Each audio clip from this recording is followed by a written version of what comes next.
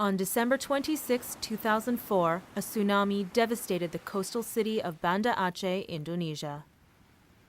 130,000 people were killed in this region alone. 37,000 are still unaccounted for. Photos and videos documented the sudden ferocity of the water that rushed inland to leave an imprint of destruction. The brown in this photo is dirt. What's missing is the city that was there just hours earlier. Headlines concentrated on the numbers of the dead and missing. But what about the people who lived?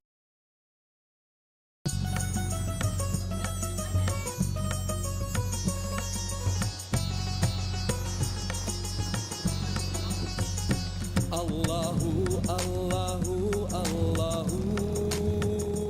In this devoutly Muslim city, the day starts early. The first prayer of the day begins at 5 a.m. By 8 a.m., the sun is up and the chaos of Banda Aceh traffic is just beginning. Early mornings are particularly beautiful and poignant here because almost 2 years after the tsunami, Banda Aceh is experiencing a rebirth. New life enters the world almost every day at this puskesmas run by Ibu Sunarti. She has been a midwife for 26 years.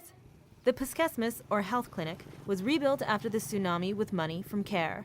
Formerly, the puskesmas was operated out of Ibu Sunarti's own home. Homes are still an issue in this region. Rebuilding takes time. Families must live in temporary barracks like these while they wait for homes to replace the ones swept away almost 2 years ago. Even if one tried to forget, there are everyday landmark reminders of the enormity of their recent disaster. This freighter rests 5 kilometers inland. This is a mass burial site, the final resting place for 50,000 unnamed individuals. Juliana lost her father to injuries sustained during the tsunami. Waktu tsunami itu kami lagi buat itu kue di rumah. Today, Juliana is a volunteer with CARE's health program. She and her mother still make an income producing snacks and sweets, but they do it in the communal kitchen at their temporary shelter. Her family shares a single room here. We visit them at 6 a.m. to see their early morning production line. It's chilly. Careful. Okay. In the afternoon, these women gather at a listening community session funded by CARE. Radio Opera is a radio drama series that follows the lives of a typical Indonesian family dealing with difficulties after the tsunami. Nama saya Linda Fitriani, sering dipanggil Linda, umur 19 tahun. Linda escaped the tsunami with her cousin. She wanted to go home to her village to find out about her parents, but her cousin insisted she stay on safe ground. After 3 days, she went home. Her parents were dead. Sedih karena kan udah ditinggal sama ibu dan ayah. I ask Linda whether the stories of radio opera are ever overwhelming, given her own traumatic memories. Ada, karena kan waktu itu kita tinggal di Barauka. While Linda doesn't have enough money to go to university, she still dreams of the possibility. Mau jadi apa? Pingin sekali kuliah. In another village, Linda's peers are leading a dance class as traditional Achenese music fills this community center.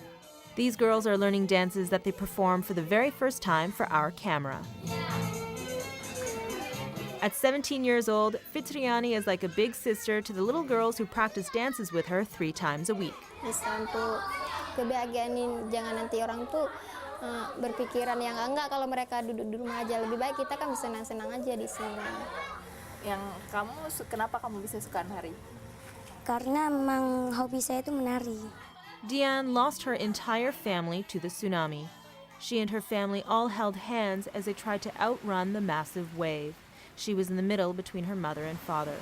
She says that she remembers that each gripped her hands so tightly even after they were submerged in the water, but the force of the water ripped them apart.